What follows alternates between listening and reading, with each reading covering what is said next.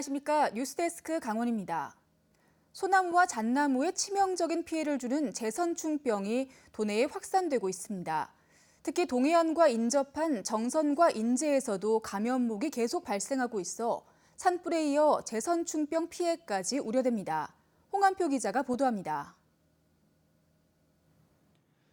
정선읍 야산에서 벌목 작업을 마친 고사목 한 그루가 자루에 쌓여 있습니다.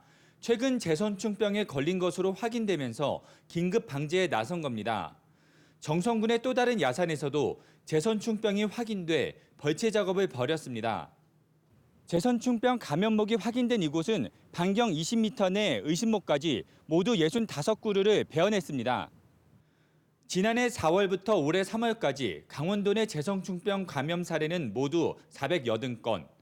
춘천과 홍천, 원주 등 영서 지역을 중심으로 퍼졌습니다.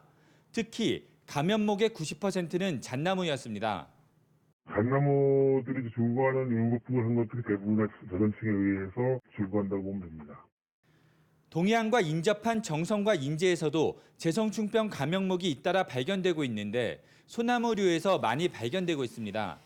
특히 정선 지역은 4월부터 7월까지 16그루가 추가로 확인됐습니다.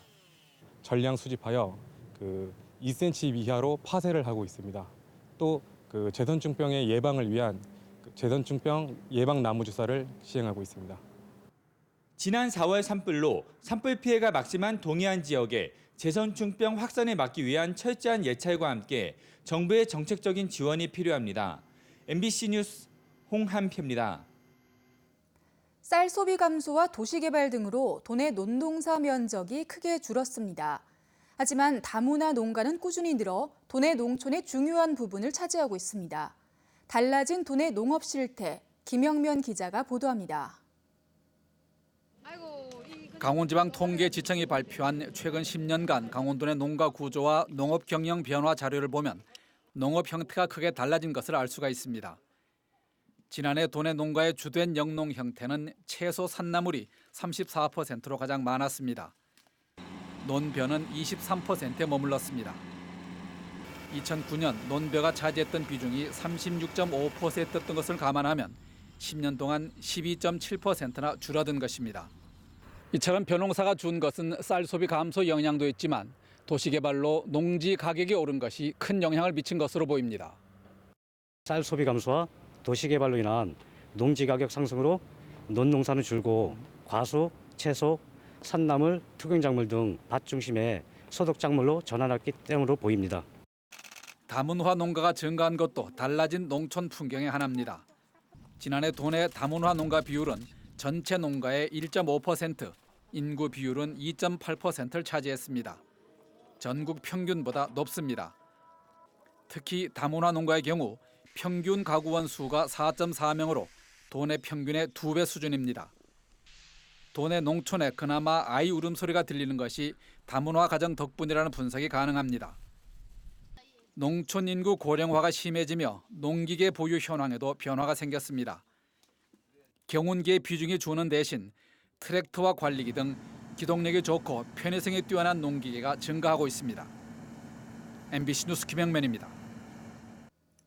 긴급 구조 출동에 나서는 119 구급대원 상당수가 허리 통증을 호소하고 있습니다. 소중한 생명을 구하는 구급대원들의 건강 실태를 배연환 기자가 보도합니다. 호흡 곤란을 호소하는 환자가 발생하자 119 구급대원들이 출동합니다. 현장에 도착해 환자 상태를 확인하고 들 것을 이용해 구급차로 옮깁니다. 병원에 도착해 다시 응급실까지 환자를 옮기고 상황은 종료됩니다. 이처럼 수시로 환자를 이송해야 하는 구급대원들의 허리 상태가 상당히 나쁜 것으로 나타났습니다. 강원도 소방본부 소속 구급대원들의 건강검진 결과 지난 2014년에는 33.7%가 허리 이상 소견을 보였습니다. 해마다 그 비율은 높아져서 지난해에는 구급대원 744명 가운데 44.9%에 달하는 334명의 허리가 좋지 않다는 결과가 나왔습니다. 이제 출동이 걸리면 저희가 또 출동을 하게 되기 때문에 그 허리 통증이 이제 호전될 기간이 없이 계속해서 혹사를 하게 되면 통증이 더 심해지거나 아무래도 계속 유지되는. 전문가들은 허리가 치료되지 않은 상태에서 구급 활동을 지속할 경우 통증이 심해지거나 통증 부위가 확대될 수도 있다고 말합니다. 그런 증상들이 오래 진행이 되다 보면 오래 앉았다 일어서거나 허리를 굽혔다 펼 때 이럴 때 허리가 아프다는 증상들을 호소할 때도 있고 증상이 좀 더 진행하게 되었을 땐 다리 쪽으로 저리다는 증상들도 호소를 할 수가 있습니다. 허리 통증에 시달리며 응급 환자들의 생명을 구하는 119 구급대원들의 건강을 보살피는 체계적인 치료와 근무 환경 개선이 필요합니다. MBC 뉴스 배현환입니다. 일본의 수출 규제 정책에 대응하기 위한 주요 사업에 도내 2개 사업이 선정돼 국비 114억 원을 지원받게 됐습니다. 기획재정부 심의를 통과한 2개 사업은 강릉 과학산업단지의 반도체 제조 장비용 세라믹 부품 고도화 사업과 첨단 의료기기 고도화를 위한 상용화 기술 실증 사업입니다. 각각 국비 74억 원과 57억 원을 지원받을 예정입니다. 강원도는 반도체 사업의 경우 강릉을 중심으로 사업이 이뤄지고 의료기기 고도화 사업은 춘천과 원주권을 중심으로 사업이 진행될 것이라고 밝혔습니다. 뉴스를 마칩니다. 고맙습니다.